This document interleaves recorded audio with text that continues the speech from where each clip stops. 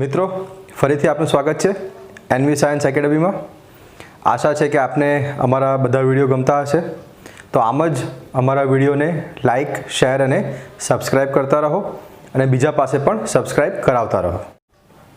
તો ચાલો આજે આપણે જોઈશું ધોરણ 12 ભૌતિક વિજ્ઞાન પ્રકરણ 1 એના આજના ટોપિક છે પહેલું કુલમના નિયમની મર્યાદા, બીજું છે 1 કુલમની વ્યાખ્યા અને ત્રીજું છે સંપાતપણાનો સિદ્ધાંત, જેને તમે 2 કરતાં વધારે વિદ્યુતભારો વડે લાગતા બળો તરીકેની થિયરીમાં પણ જોઈશું। તો ચાલો મિત્રો જોઈએ કુલમના નિયમની મર્યાદાઓ। હવે મર્યાદાઓ પર જઈએ તે પહેલાં આપણે થોડુંક સૂત્ર પરથી એનો કુલમનો નિયમ સમજી લઈએ।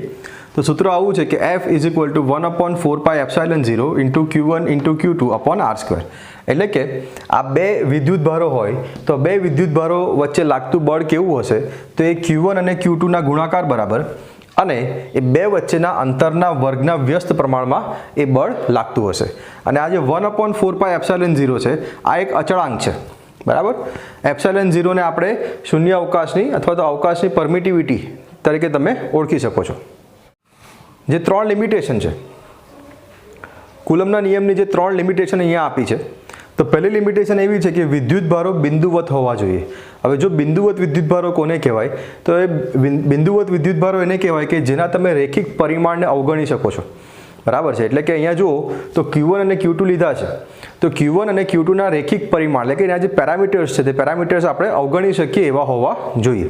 જો એવું નહીં હોય તો પછી એ 2 વચ્ચેનું અંતર તમારે ખૂબ મોટું રાખવું પડે, જેથી કરીને તમે એના રેખિક પરિમાણ એટલે કે એના પેરામીટર્સને આપણે અવગણી શકીએ છીએ। બીજી જે લિમિટેશન છે એ એવી છે કે વિદ્યુતભારો સ્થિર હોવા જોઈએ। વિદ્યુતભારોની ગતિ અથવા ગતિ કરતા વિદ્યુતભારો પર આ નિયમ લાગુ પાડી શકાશે નહીં। અને ત્રીજી લિમિટેશન એવી આપી છે કે વિદ્યુતભારો વચ્ચેનું અંતર 10⁻15 મીટર કરતાં વધુ અને 10⁻18 મીટર કરતાં ઓછું હોવું જોઈએ। એટલે આપણને અંતરની પણ 2 લિમિટેશન આપી દીધી છે કે ભાઈ આનાથી ઓછું અથવા આનાથી વધારે અંતર હોય તો જ તમે આ નિયમને લાગુ પાડી શકો છો। તો આ તમારે યાદ રાખવાનું, આ કદાચ તમને પૂછી શકાય તેવી 3 લિમિટેશન છે। હવે જોઈશું 1 કુલમની વ્યાખ્યા। તો 1 કુલમ એ એટલો વિદ્યુતભાર છે કે જે તેટલા જ મૂલ્યના તેના જેવા જ બીજા વિદ્યુતભારથી 1 મીટર અંતરે રાખતા 9 × 10⁹ ન્યૂટન જેટલું અપાકર્ષણ બળ અનુભવે છે, બરાબર છે। એટલે આ શું છે, તો ભાઈ 2 વિદ્યુતભાર છે, આ Q1 છે, આ Q2 છે અને આ 2 વચ્ચેનું અંતર છે 1 મીટર।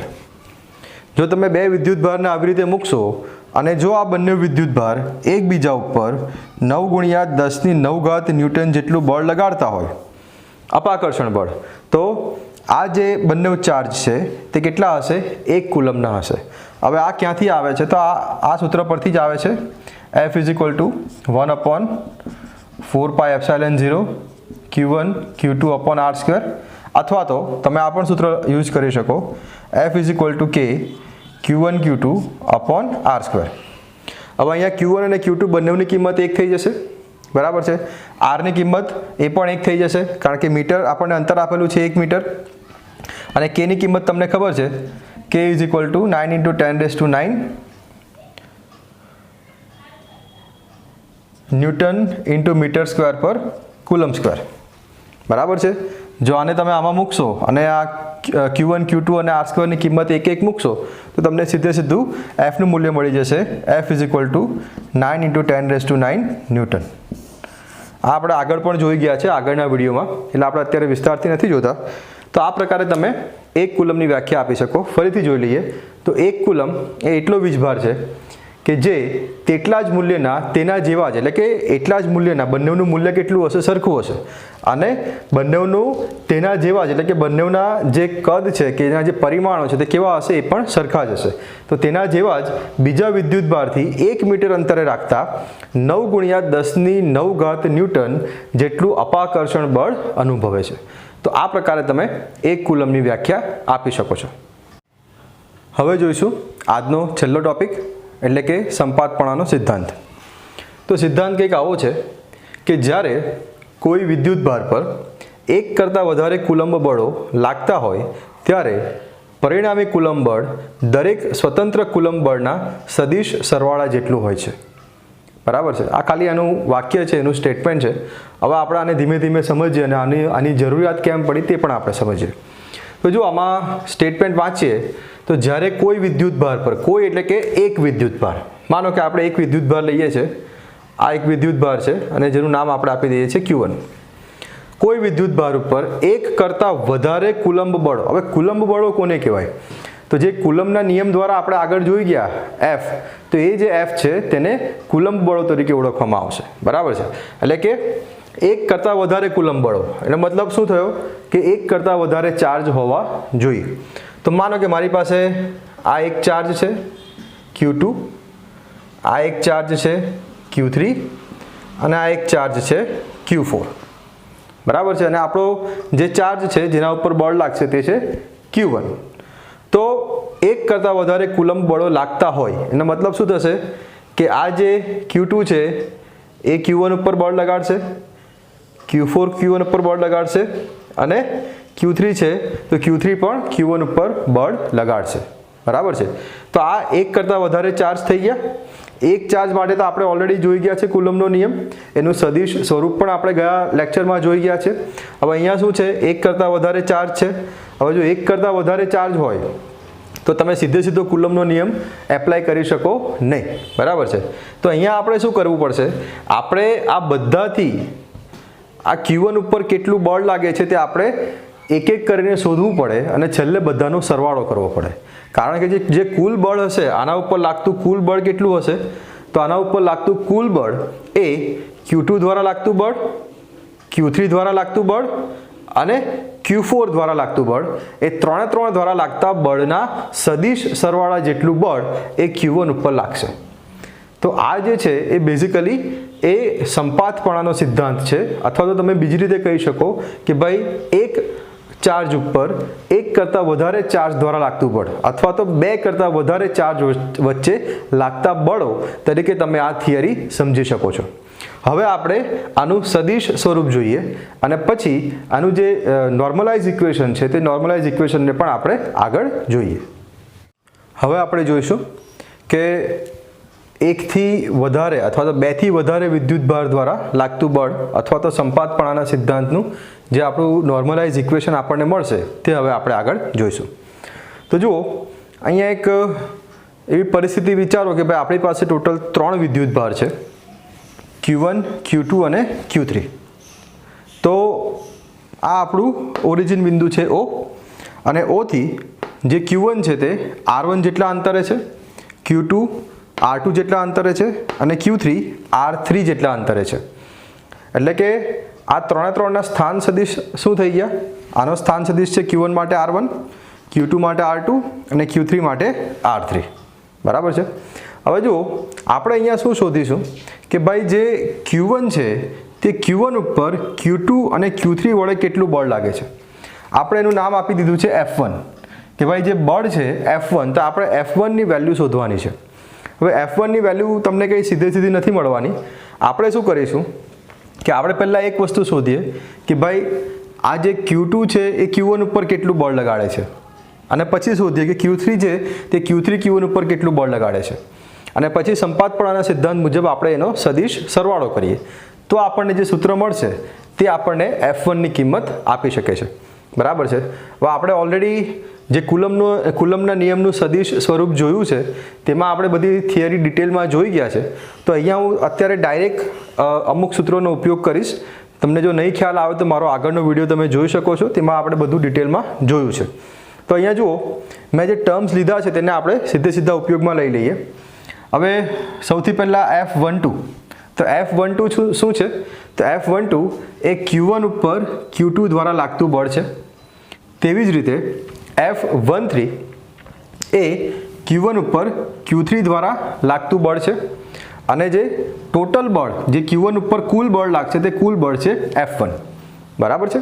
હવે જુઓ, આ ત્રણેના સ્થાન સદિશ Q1 માટે R1, Q2 માટે R2 અને Q3 માટે R3 થશે. હવે જે Q1 અને Q2 વચ્ચેનો જે સ્થાન સદિશ છે અથવા તો જે સદિશ છે તે સદિશ કયો આવશે? એ આવશે R12. અને એનો એકમ સદિશ આવશે R12 કેપ. તેવી જ રીતે Q3 અને Q1 ઉપરનો જે સદિશ છે તે છે R13 અને એનો એકમ સદિશ છે R13 કેપ અથવા તો R13 હેટ. હવે અહીંયા જુઓ તો જે બળ છે તે બળ આ બે ચાર્જને જોડતી રેખા પર જ હોય, એટલે આ બેને જોડતી રેખા આ છે એટલે બળ આ દિશામાં જવાનું. સેમ આ બેને જોડતી રેખા આ છે એટલે બળ આ દિશામાં જશે. પછી ચતુષ્કોણના નિયમનો તમારે ઉપયોગ કરવો પડે અને તમે આ બધું બળ શોધી શકો છો. બરાબર છે. તો અહીંયા આપણે ડાયરેક્ટ આનું સૂત્ર લખી દઈએ. તો સૂત્ર આવું છે કે જો F12નું સૂત્ર મારે લખવું હોય, અચ્છા બેઝિક સૂત્ર કયું છે તે બી યાદ કરી લઈએ. તો બેઝિક સૂત્ર આવું છે. પહેલાં અદિશ સ્વરૂપ લખીએ તો F is equal to 1/4 pi epsilon 0 Q1 Q2 upon R square. આ અદિશ સ્વરૂપ છે. આને સદિશ કરવું હોય તો શું કરવું પડે?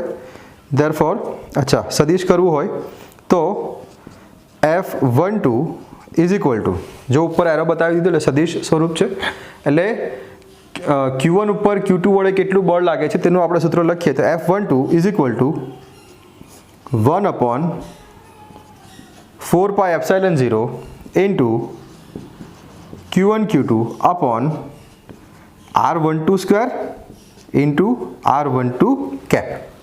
બરાબર છે. તો આ આપણે સૂત્ર ગયા વખતે તમને ખ્યાલ હોય તો આપણે આ સૂત્ર મેળવી પણ લીધું છે, એટલે એના ઉપરથી મેં અત્યારે સીધું સૂત્ર લખી દીધું છે. તો આ જે છે એ F12નું સૂત્ર છે. હવે આમાં જુઓ તો R12 શું બતાવે છે? R12 એ Q2 અને Q1 વચ્ચેનો સદિશ છે અને R12 કેપ એ આનો એકમ સદિશ છે. બરાબર છે. R12ની કિંમત શું હોઈ શકે? તો R12 બરાબર R2 માઇનસ R1. બરાબર છે. અને R12 cap is equal to R2 minus R1 upon mod R2 minus mod R1. આ બધું આપણે ઓલરેડી લાસ્ટ ટાઈમ જોઈ ગયા છે. તો જેવી રીતે આપણે F12નું સૂત્ર લખીએ છીએ તેવી જ રીતે તમે F13નું સૂત્ર પણ લખી શકશો. તો F13 is equal to 1/4 pi epsilon 0 into, હવે આ વખતે ચાર્જ કયો છે? 3 છે, એટલે Q1 ઇન્ટુ Q3 અપોન અહીંયા R12 હતું તેની જગ્યા પર આપણે લખીશું R13 square into R13 cap. બરાબર છે. હવે સંપાતપણાના સિદ્ધાંતે શું કીધું કે જે બળ છે એક વિદ્યુતભાર પર લાગતું બળ એ બંને વિદ્યુતભાર દ્વારા લાગતા બળના સદિશ સરવાળા જેટલું હશે. તો આપણે હવે એ કરીએ. Therefore F1 is equal to F12 plus F13 is equal to, આની કિંમત જુઓ શું છે? 1/4 pi epsilon 0 Q1 Q2 upon R12 square into R12 caret plus 1/4 pi epsilon 0 Q1 Q3 upon R13 square into R13 cap. બરાબર છે. હવે આમાંથી જેટલું કોમન કાઢી શકતા હોઈએ એટલું આપણે કોમન કાઢી લઈએ. તો જુઓ ઇઝ ઇક્વલ ટુ, હવે 1/4 pi epsilon 0 1/4 pi epsilon 0 common નીકળશે. બરાબર છે. બીજું Q1 પણ કોમન નીકળશે. તો સૂત્ર કંઈક આવું બને is equal to Q1 upon 4 pi epsilon 0 into the bracket Q2 upon R12 square into R12 cap plus Q3 upon R13 square into R13 cap. તો આ જે સૂત્ર છે એ F1 માટે છે, એટલે કે વિદ્યુતભાર Q1 ઉપર વિદ્યુતભાર Q2 અને Q3 વડે કેટલું બળ લાગશે. કારણ કે અહીંયા આપણી પાસે 3 જ વિદ્યુતભાર છે. તો 3 વિદ્યુતભાર માટે આપણે એક સામાન્ય અથવા જનરલાઇઝ ઇક્વેશન આવું લખી શકાય કે F1 is equal to Q1 upon 4 pi epsilon 0 into the bracket Q2 upon R12 square into R12 cap plus Q3 upon R13 square into R13 cap. હવે આપણે આગળ જોઈએ તો જે આપણે હમણાં સૂત્ર મેળવી ગયા F1 માટેનું, એમાં શું હતું કે ખાલી 3 જ ચાર્જ હતા. હવે માનો કે એક એવી સિસ્ટમ છે કે જેમાં n ચાર્જ છે, એટલે કે આ આપણો ચાર્જ Q1 છે અને એના આજુબાજુ n ચાર્જીસ છે, અને આ દરેક ચાર્જ Q1 ઉપર બળ લગાડે છે. બરાબર. તો આ બળનું સામાન્ય સૂત્ર અથવા જનરલાઇઝ ઇક્વેશન તમે કેવી રીતે લખી શકો? તો આપણે પહેલાં આગળનું સૂત્ર લખીએ અને પછી એના ઉપરથી આનું જનરલાઇઝ ઇક્વેશન લાવીએ. તો જુઓ, આગળનું સૂત્ર આવું હતું કે F1 is equal to 1/4πε0 into Q1 into the bracket Q2 upon R12 square into R12 caret plus Q3 upon R13 square into R13 caret. આ આપણે હમણાં આગળ જે મેળવી ગયા તે સૂત્ર છે. હવે આના ઉપરથી આપણે n વિદ્યુતભાર માટે સૂત્ર જો લાવીએ તો કેવું આવે? તો જુઓ, therefore for n ચાર્જીસ, એટલે કે n ચાર્જીસ, ઘણા બધા ચાર્જીસ આપણી સિસ્ટમમાં છે, તો આપણે આ સૂત્ર કેવી રીતે લખીએ? therefore F1 is equal to 1 ની જગ્યા પર હવે આપણે Q1 લખી દઈએ, તો Q1 upon 4πε0 into Q2 upon R12 square into R12 caret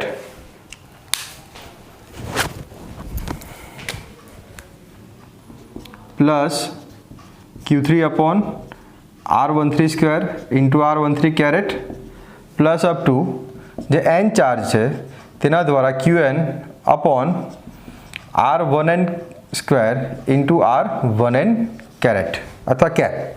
તો આ પ્રકારનું સૂત્ર તમે બનાવી શકો. હવે આને આપણે થોડુંક ગણિતના નિયમોનો ઉપયોગ કરીને લખીએ, તો therefore F1 is equal to Q1 upon 4πε0. હવે અહીંયા આપણે લખી દઈએ સમેશન. બરાબર. તો આ શેની સાઇન છે? એ સાઇન છે સમેશન માટેની. તો સમેશનમાં I is equal to 2 to n. હવે કેમ 2 લઈએ છીએ? કારણ કે Q1 તો અહીંયા છે જ. બરાબર છે. એટલે આગળના ચાર્જ જે Q2, Q3, Q4, Q5 એવી રીતે હશે. તો I is equal to 2 to n Qi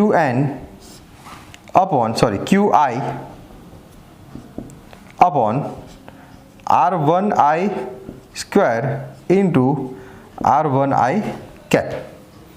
તો આ પ્રકારે આપણે આનું એક સામાન્ય અથવા જનરલાઇઝ ઇક્વેશન તમે આવી રીતે લખી શકો છો.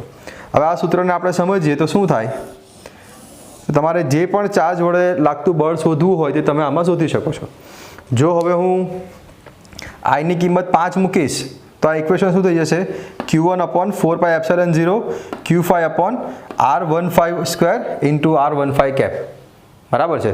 એટલે તમારે જેટલા પણ ચાર્જ વડે લાગતું જેટલું પણ બળ શોધવું હોય તમે આમાં શોધી શકો છો. સમેશન બતાવે છે કે બધા ચાર્જનો આપણે બધા જ બળોનો આપણે અહીંયા સરવાળો કરીએ છીએ. બરાબર છે. તો આ જે છે એ આપણું સામાન્ય ઇક્વેશન છે. શાને માટે? તો ઘણા બધા ચાર્જ છે, તો ઘણા બધા ચાર્જ વડે એક ચાર્જ ઉપર કેટલું બળ લાગે છે એ તમારે શોધવું હોય તો તમે આ સૂત્રનો ઉપયોગ કરી શકો છો. બીજી એક વસ્તુ જે તમારે અહીંયા યાદ રાખવાની છે, એક એવું વિધાન તમને આપેલું છે કે સમગ્ર સ્થિત વિદ્યુત શાસ્ત્ર એ મૂળભૂત રીતે કુલમ્બના નિયમ અને સંપાતપણાના સિદ્ધાંતનું પરિણામ છે. તો એ બી તમારે સિદ્ધાંત સ્ટેટમેન્ટ તમારે યાદ રાખવાનું, અને તમે સમજી પણ શકો છો કે ભાઈ શું છે. તો આપણે અહીંયા જોયું તો ભાઈ જે ચાર્જ છે તે બધા કેવા છે? સ્થિર છે, સ્થિત ચાર્જીસ છે બધા. કોઈ પણ ચાર્જ મૂવ કરતો નથી એવું આપણે માની લઈએ છીએ. બરાબર છે. એટલે જે સ્થિત વિદ્યુત શાસ્ત્ર છે તે મૂળભૂત બે વસ્તુ ઉપર આધાર રાખે છે. એક છે કુલમ્બનો નિયમ, જેના ઉપરથી આપણને Fનું સૂત્ર મળે છે. F is equal to 1/4πε0 into Q1 Q2 upon R square. બરાબર છે. એટલે એ કુલમ્બનો નિયમ થઈ ગયો. અને બીજું સંપાતપણાનો સિદ્ધાંત, એમાં આપણે જોયું કે ભાઈ આ જે છે અલગ અલગ ચાર્જીસ હોય તો અલગ અલગ ચાર્જીસ વડે એક ચાર્જ ઉપર લાગતું બળ કેટલું થાય તે આપણે સંપાતપણાના સિદ્ધાંત અને કુલમ્બનો નિયમ આ બેનો ઉપયોગ કરીને આપણે એ બળ શોધી શકીએ છીએ. એટલે જે સ્થિત વિદ્યુત શાસ્ત્ર છે એ કુલમ્બના નિયમ અને સંપાતપણાના સિદ્ધાંત ઉપર આધારિત છે. તો અહીંયા આજના આપણા ટોપિક પૂરા થાય છે. નેક્સ્ટ ટોપિકમાં ફરીથી મળીશું. ત્યાં સુધી અમારા વિડીયોને લાઈક, શેર અને સબસ્ક્રાઈબ કરો, જેથી અમે વધુને વધુ વિદ્યાર્થીઓ સુધી પહોંચી શકીએ. Thank you.